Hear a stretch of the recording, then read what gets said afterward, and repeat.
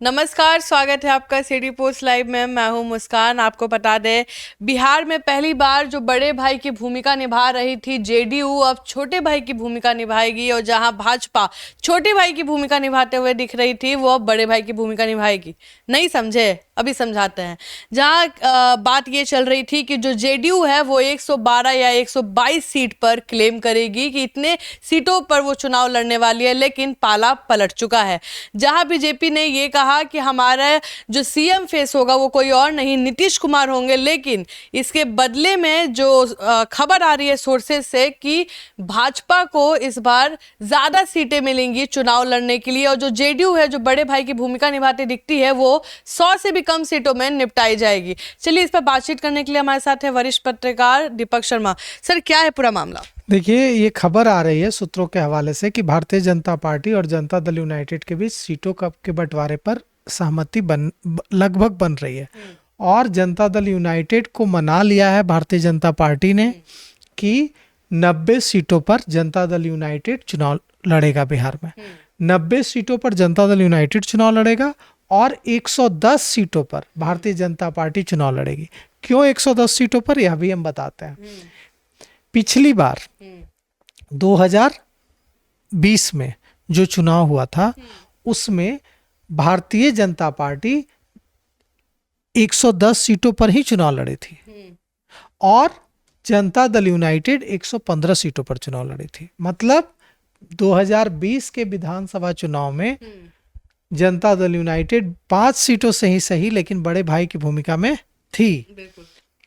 115 सीटों पर जनता दल यूनाइटेड के प्रत्याशी उतरे थे और 110 सीटों पर भारतीय जनता पार्टी ने अपने प्रत्याशी उतारे थे। अब देखिए, तर्क है इस बार भारतीय जनता पार्टी का कि इस बार ऐसा नहीं होगा। क्यों? क्योंकि उनका कहना है कि आपका जो वोट बैंक है, आपका जो मत प्रतिशत है, आपका मत प्रतिशत लगातार गिर रहा है और हमारा मत प्रतिशत, मतलब भारतीय जनता पार्टी ने यह तर्क दिया है जब नेगोशिएशन शुरू हो गया दोनों के बीच नेगोशिएशन में जो तर्क वितर्क दिया गया है, सूत्र बता रहे हैं कि भारतीय जनता पार्टी यही हवाला दे रही है कि आप 115 सीटों पर लड़े थे, हम 110 सीटों पर लड़े थे। लेकिन देखिए, आपका मत प्रतिशत गिरा है और हम भारतीय जनता पार्टी का सवाल ये आ रहा है मन में कि अगर भाजपा 100 कितने सीट से लड़ रही है आपकी? भाजपा लड़ेगी 110 सीटों। 110 सीट भाजपा को दे रहे हैं, 90 सीट दे रहे हैं जेडीयू। तो सर, एलजेपी को क्या मिलेगा? अब मांझी और कुशवाहा जी क्या करेंगे फिर? तो 110 और 90 मुस्कान जी 200 होता है। तो बिहार विधानसभा में सीटों की संख्या है 243। तो 43 सीटें जो बचेंगी, उन 43 सीटों को बांटा जाएगा लोक जनशक्ति पार्टी रामविलास, मतलब चिराग पासवान की पार्टी, और जीतन राम मांझी की पार्टी हम, और उपेंद्र कुशवाहा की पार्टी रालोसपा। इसमें बांटा जाएगा। जैसे हम लोग खबर देख रहे थे, मांझी जी ने भी अच्छा नंबर लिया है चुनाव लड़ने के लिए कि भाई इतना सीट तो हमको चाहिए। चिराग पासवान पीछे हटेंगे नहीं, वो भी अपना दमसम दिखाने के लिए आएंगे। कुशवाहा जी भी आए हैं तो वो भी बोले हैं कि हमको तो इतना सीट तो हम एक्सपेक्ट करेंगे मोदी जी से। अब ये बताइए, जब ऐसे बंटवारा होगा तो फिर बीजेपी में और एनडीए में कहीं खटपट नहीं होगा? देखिए, 43 सीटें जो बचेंगी, उन 43 सीटों का एक बड़ा हिस्सा चिराग पासवान को दिया जाएगा। यह लगभग फाइनल हो गया। तो चिराग पासवान के समर्थकों के लिए गुड न्यूज है कि ये जो 110 भारतीय जनता पार्टी, 90 जनता दल यूनाइटेड, और सूत्र बता रहे हैं कि जो 43 सीटें बचेंगी, उन 43 सीटों का एक बड़ा चंक, एक बड़ा हिस्सा रामविलास पासवान के बेटे जो हैं चिराग पासवान, उनकी जो पार्टी है लोक जनशक्ति पार्टी रामविलास, तो लोक जनशक्ति पार्टी रामविलास जो चिराग पासवान की पार्टी है, उनको एक बड़ा चंक दिया जाएगा। जीतन राम मांझी को, जो सूत्रों के हवाले से जो खबर आ रही है, जितनी वो मांग कर रहे हैं 30 सीट 40 सीट, वह मांग पूरी होने वाली नहीं है। उपेंद्र कुशवाहा को भी ज्यादा सीटें नहीं मिलेंगी, लेकिन सबसे ज्यादा तरजीह दी जाएगी। और इसके पीछे तर्क है, इसके पीछे जो बैठक हो रही है, नेगोशिएशन जो हो रहा है, उसमें यह तर्क दिया जा रहा है कि देखिए, लोक जनशक्ति पार्टी रामविलास जो चिराग पासवान की पार्टी है, उसका परफॉर्मेंस बहुत अच्छा रहा है। 5 सीटों पर लोकसभा में चुनाव लड़े और 5 सीटों पर जीत हासिल की, इसलिए उनको ज्यादा सीटें मिलनी चाहिए। सवाल ये उठ रहा है कि क्या नीतीश नहीं, कुमार यहाँ एक बात और आपको बता दें कि इसलिए भी ज्यादा सीटें मिलेगी चिराग पासवान को, क्योंकि चिराग पासवान ने पिछली बार जो कमाल दिखाया था, लोकसभा चुनाव में नहीं विधानसभा चुनाव में जो कमाल दिखाया था अकेले लड़ करके, वह कमाल इस बार न दिखा दे नाराज होकर। उनको मना कर रखना जरूरी है कि कहीं फिर न कह दें कि हम मोदी के हनुमान हैं और अकेले चुनाव लड़ने उतर जाए मैदान में। लेकिन सर अगर हम आपको बताएं, जैसे इसलिए उनको मनाने की कोशिश, जैसे चिराग पासवान जितने अहम भूमिका निभाएंगे विधानसभा चुनाव में, कुशवाहा जी के पास भी बहुत अच्छा वोट बैंक है। उपेंद्र कुशवाहा एक अच्छे कम्युनिटी को लेकर चलते हैं। मांझी जी के पास पूरा दलित समाज है, बहुत अच्छा इन लोगों के पास पकड़ है। अगर एक को खुश करते हैं, जैसे चिराग पासवान को खुश करते हैं, तो कहीं ना कहीं उपेंद्र कुशवाहा और मांझी अगर पलट जाए तो फिर एनडीए विधानसभा चुनाव में कुछ रंग दिखा पाएगा। भारतीय जनता पार्टी के पास कई तरीके हैं। देखिए, भारतीय जनता पार्टी केंद्र में सरकार चला रही है, और जो पार्टी केंद्र की सरकार में होती है उसके पास कई तरीके होते हैं मनाने के। तो उन तरीकों पर भारतीय जनता पार्टी को भरोसा मंत्री पद देके नहीं, और कई तरीके होते हैं जिनकी चर्चा हम लोग नहीं करेंगे यहाँ पर, लेकिन कई तरीके होते हैं मनाने के। जो पार्टी केंद्र की सत्ता में होती है, जो पार्टी देश की सत्ता में होती है, उसके पास कई तरीके होते हैं मनाने के। तो वे उन तरीकों का इस्तेमाल करके पार्टियां जो पार्टी सत्ता में होती है वो मना लेती है। अब देखिए, सीटों की संख्या तो सीमित है, 243 है, उसको तो 244 नहीं किया जा सकता है। लेकिन ये इतना एकदम साफ हो गया, इस पर सहमति बन गई है कि जो 110 भारतीय जनता पार्टी, 90 जनता दल यूनाइटेड और जो 43 जो बचेगी सीटें, उसका एक बड़ा हिस्सा चिराग पासवान को, और जो बचेगी सीटें उसमें खुश करने की कोशिश की जाएगी हमको, जीतन राम मांझी की पार्टी को और उपेंद्र कुशवाहा को। अच्छा सर, ये बताइए, जो जेडीयू इस बार छोटे भाई की भूमिका में दिख रही है, तो क्या ये नीतीश कुमार सीएम पद के लिए थोड़ा सा कुर्बानी दे दिए? बिल्कुल। देखिए, ये जो तर्क है ना, ये डेटा के आधार पर देखिए बात हुई है।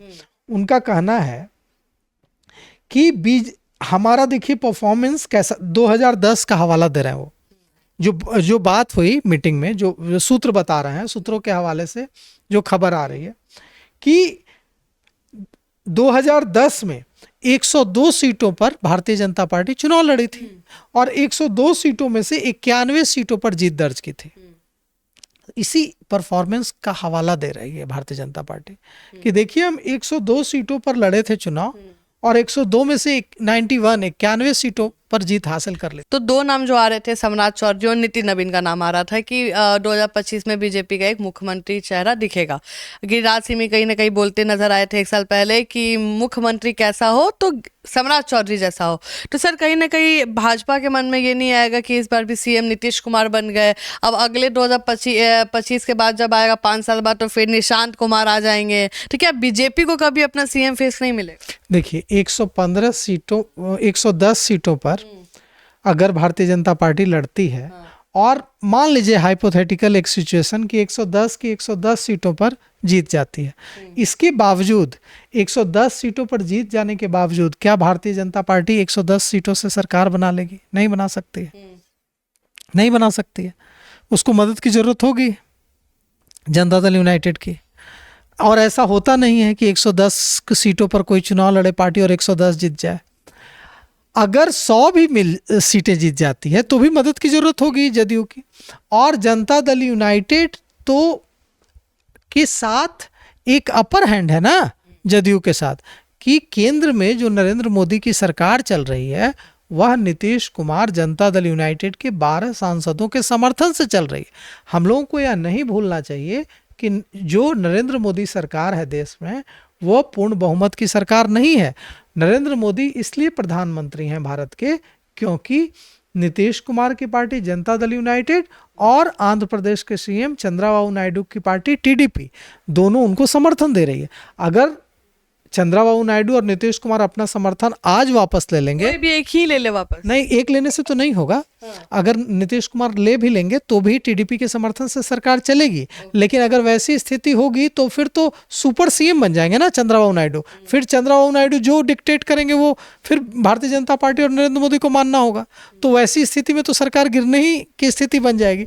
तो मतलब अगर आज नरेंद्र मोदी भारत के प्रधानमंत्री हैं तो वो इसलिए हैं क्योंकि नीतीश कुमार का साथ है और चंद्रबाबू नायडू का साथ है। तो यहाँ और चुनाव तो अभी हुए थोड़ा ही समय हुआ है, अभी तो काफ़ी लंबा वक्त तय गुजारना है देश के प्रधानमंत्री के रूप में नरेंद्र मोदी को। तो जब तक ये 12 सांसद का समर्थन जनता दल यूनाइटेड कर रहा है नरेंद्र मोदी का, तब तक तो अपर हैंड है ना नीतीश कुमार का।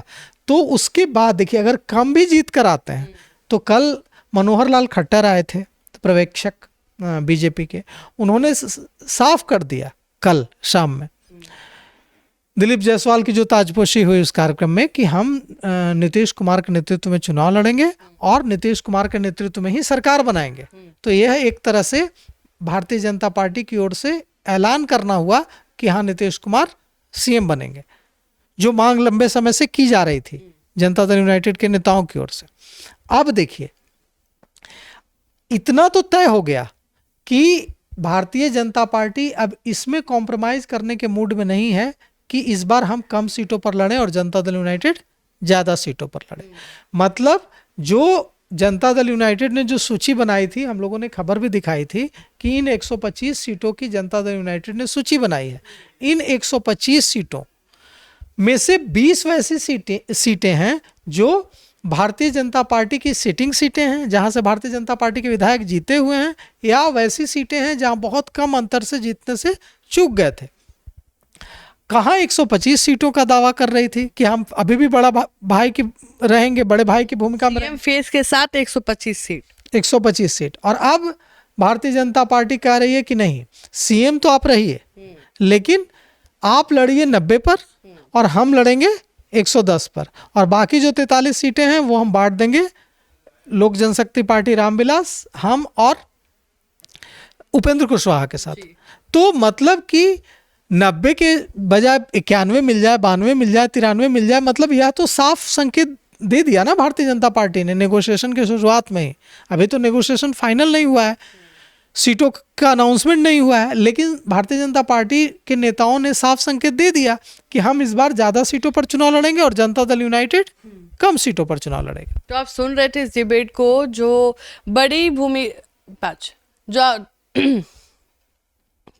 तो आप सुन रहे थे इस डिबेट को जो बड़े भाई की भूमिका में दिखते आई नजर जेडीयू अब छोटे भाई की भूमिका में दिखेगी, लेकिन सीएम फेस के साथ दिखेगी। और बीजेपी इस बार चुनाव के लिए सीट अपने पास ज्यादा रिजर्व करके रख रही है। अब देखने वाली बात ये होगी कि क्या एनडीए में तब भी फूट नहीं पड़ता है, क्योंकि उपेंद्र कुशवाहा, मांझी और चिराग पासवान हैं और जो सीट बच रही है वो काफी कम है। तो किस नेता को ज्यादा सीट मिलेगा, किसको कम मिलेगा, और विधानसभा चुनाव में तो अभी बहुत समय है, तब तक क्या कुछ बदला बदली या कुछ खेला हो, ये अपडेट हम आपको देते रहेंगे। तब तक के लिए बने रहे हमारे साथ। धन्यवाद।